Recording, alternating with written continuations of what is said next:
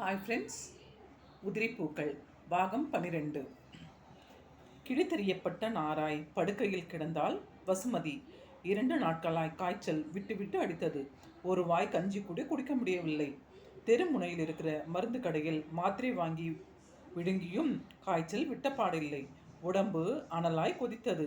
போதாக்குறைக்கு சசிகுமார் வேறு வீறிட்டு வீறிட்டு அழுது கொண்டிருந்தான். சசியையும் பார்த்து கொண்டு வேலைகளையும் பார்த்து கொண்டு களைத்து போயிருந்தாள் பானுமதி. பாஸ்கரின் வருகைக்காக காத்திருந்தாள். இரவு பாஸ்கர் வேலையை விட்டு வந்ததும் பானுமதி பாஸ்கரிடம், அத்தான், வசுமதிக்கு காய்ச்சல் விட்ட பாடில்லை, அவளை மருத்துவமனைக்கு கூட்டு போங்களேன் என்றாள் பானுமதி.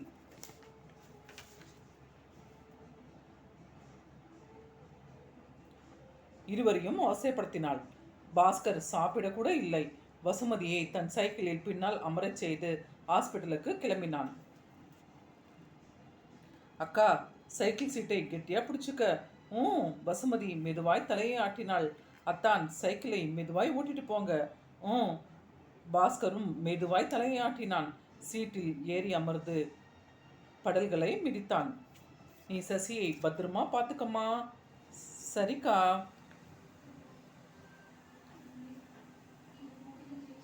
சைக்கிள் அவளுடைய கண் பார்வை விட்டு நகர்ந்தோடியது.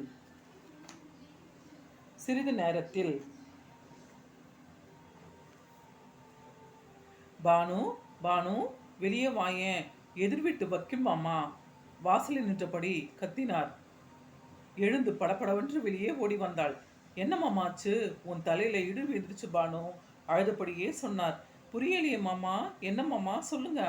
உங்கள் அக்காவும் அத்தானும் ஆஸ்பத்திரிக்கு போயிட்டு திரும்பி வர வழியில் அவங்க மேலே ஒரு லாரி மோதி பேச முடியாமல் தரையினார். மோதி 2 பேரும் அந்த இடத்துலையே குழாய் போயிட்டாங்க பானு. முகத்தை மூடிக்கொண்டு கேவத் தொடங்கினார். கேட்டுக்கொண்டிருந்த பானுமதிக்கு உடம்பு விடவிடவென்று நடுங்கியது. அப்படியே மயங்கி சரிந்தாள். தூங்கிக் கொண்டிருந்த சசி வீறிட்டு அழத் தொடங்கினான்.